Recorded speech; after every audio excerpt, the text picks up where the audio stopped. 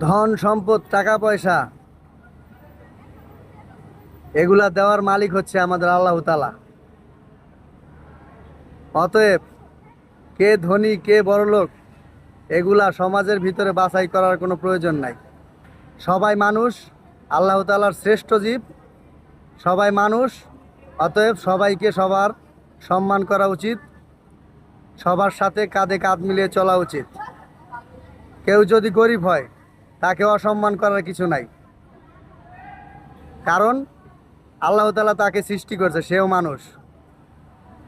টাকা পয়সা ধন সম্পদ এগুলা যদি মানুষের হাতে থাকতো, তাহলে যার শক্তি বেশি থাকতো, ক্ষমতা বেশি থাকতো, সেই টাকা পয়সার মালিক বেশি হইতো।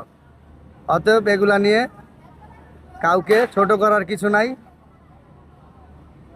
আমার মতে সবাই মিলেমিশে চলা উচিত, তাহলেই সমাজে শান্তি বর্ষিত হবে।